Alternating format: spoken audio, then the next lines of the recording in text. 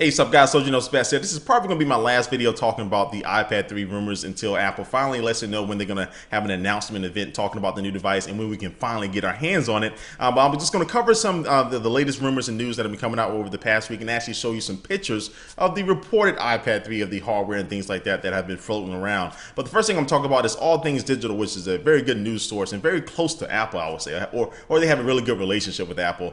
Said that we can probably see an announcement event for the iPad 3 in early March, and then see a release about a week after that. So last year, Apple announced the iPad 2 on March the 2nd, then released it on March the 11th. So this will kind of be in trend to what happened last year. And even The Verge, a very good website, said that they can possibly see Apple have an announcement event on February 29th. That falls on the Wednesday because it is a leap year. That's why we have February 29th, and Apple could kind of do a play on that if they're marketing and promotion and things like that. And other than that, so all these pictures I'm showing you right now, because these release dates are very, very soon, we're again less than a month away from that. Apple has to already be, making these iPad 3s full throttle because they have millions and millions they need to make for a worldwide release. So all these pictures and stuff, I think they're very, very good chance that they are real. Of the reported, casings of the iPad 3 and different components as far as the cellular chips and things like that, and bringing up cellular.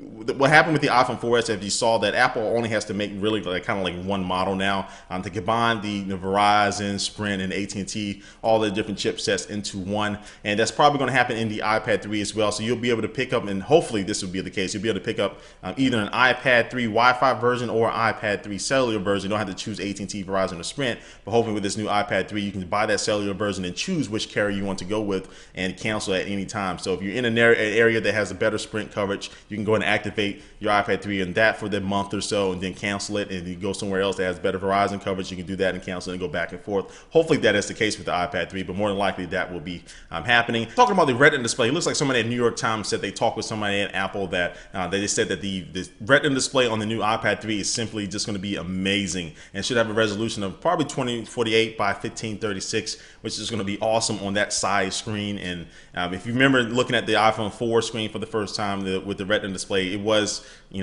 pretty remarkable. So they do the same thing with the iPad 3. That's going to be a big win for all of us. And it's been reported that Apple, again, they like to, all these different announcements, they like to show applications that have been developed for that specific device. And so it's rumored that they've been getting some of the best developers in the App Store community or the app community on the iPhone to make up some applications that can really show off the power of the iPad 3 if it does have quad core, but also to show off the new display for it. And of course, with this new display and the 4G LTE and all that stuff in the iPad 3, they are going to need a bigger battery, which has been reported, and that will possibly make the iPad 3 slightly bigger than the iPad 2, but that will keep the battery life the same. So it's really not going to change or add battery life. It's going to just be consistent, make it consistent with the current battery life of the iPad 2, which nobody has a problem with because it is pretty good. All right, guys, well, that's all the stuff I had to talk about the iPad 3 today. And I think everything I talked about, I think that is the iPad 3. As far as the combined chipset, of course with LTE now, the Retina display, quad core,